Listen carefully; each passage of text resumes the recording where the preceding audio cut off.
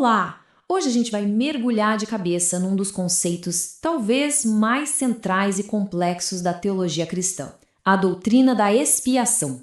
A ideia aqui é a gente desvendar juntos o porquê, o como e para quem foi a obra de Cristo. Tudo isso, claro, com base numa análise bem sistemática. Ok, vamos começar direto ao ponto, com a pergunta que, na verdade, é o coração de todo esse tema. Era mesmo necessário que Cristo morresse? Sabe, essa é a questão, a provocação central que vai guiar toda a nossa conversa.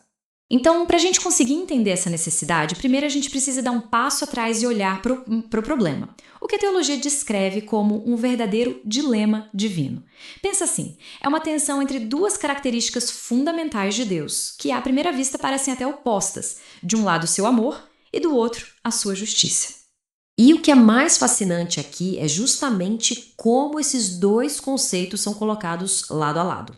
De um lado, a gente tem o amor de Deus, que é a grande causa motivadora, o que impulsionou o plano de salvação, mas do outro lado tem a justiça de Deus, que é a exigência necessária, a justiça que diz que o pecado precisa ser punido.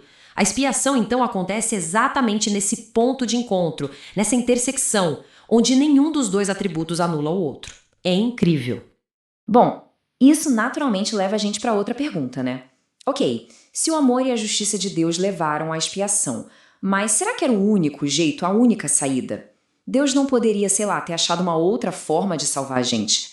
A resposta para isso está num conceito teológico bem específico, chamado de necessidade absoluta consequente. Parece complicado, mas a ideia é a seguinte: Deus, em essência, não era obrigado a salvar ninguém. Ele poderia, com toda a justiça do mundo, ter deixado a humanidade arcar com as consequências do pecado, ponto. Mas, no momento em que ele decidiu, por amor, que iria salvar a humanidade, aí sim, a morte de Cristo se tornou o único caminho possível para satisfazer também a sua justiça. Ou seja, a necessidade foi uma consequência da decisão dele de agir. Beleza? Então, se o dilema era amor contra a justiça, a expiação é a grande solução. Agora, vamos dar uma olhada em como a natureza dessa solução é definida. O que ela realmente é. A definição formal é bem direta ao ponto. A expiação é a obra que Cristo realizou em sua vida e morte para conseguir a nossa salvação. E aqui tem um ponto que é fundamental. Não é só sobre a morte na cruz. A vida inteira de Cristo faz parte desse pacote. E essa imagem aqui ilustra perfeitamente os dois componentes dessa obra. Pensa em duas faces da mesma moeda. De um lado, a obediência ativa, que nada mais é do que a vida perfeita de Cristo. Ele cumpriu toda a lei no nosso lugar, sabe? E com isso, ele conquistou uma justiça positiva pra gente. Do outro lado, tem a obediência passiva, que se refere aos sofrimentos dele, culminado, claro, na morte na cruz, onde ele recebeu o castigo que era nosso. Os dois, ativo e passivo, são absolutamente essenciais. Um não funciona sem o outro. Certo. Então a gente já viu o porquê e o como. Agora a gente chega no e daí? Qual é o impacto disso? Como essa solução afeta a gente na prática? A expiação, na verdade, tem 4 efeitos bem específicos, que resolvem as nossas 4 maiores necessidades. E essa tabela aqui organiza tudo de um jeito super claro. Olha só que interessante. Para cada problema fundamental que a gente tem por causa do pecado, Cristo traz uma solução direta. A gente merecia morrer como castigo? Ele foi o sacrifício. A gente merecia a ira de Deus? Ele se tornou a propiciação, que é a palavra teológica para apaziguar a ira. A gente estava separado de Deus? Ele trouxe a reconciliação. E, finalmente, a gente estava escravo do pecado. Ele pagou o preço pela redenção. É o encaixe perfeito, problema e solução. Mas, mesmo com toda essa estrutura bem definida, ainda fica uma pergunta no ar. E é uma pergunta antiga e bem importante na teologia.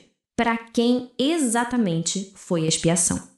A questão que divide opiniões é basicamente essa. A morte de Cristo serviu para pagar os pecados de toda e qualquer pessoa que já pisou na terra, ou ela foi especificamente para pagar os pecados daqueles que, no fim das contas, seriam salvos? E olha, esse é um dos debates mais intensos e duradouros dentro da teologia cristã. Então, aqui a gente tem um resumo dos 2 principais pontos de vista. De um lado, a chamada redenção particular. A ideia é que Cristo morreu para salvar de fato um grupo específico, os eleitos. O argumento deles é lógico. Se Cristo pagou a dívida de todos, sem exceção, então todos deveriam ser salvos, o que a gente sabe que não acontece. Do outro lado tem a redenção geral. Essa visão diz que a morte de Cristo tornou a salvação possível para todas as pessoas. E é isso que dá base para a oferta do Evangelho ser feita para todo mundo, de forma genuína.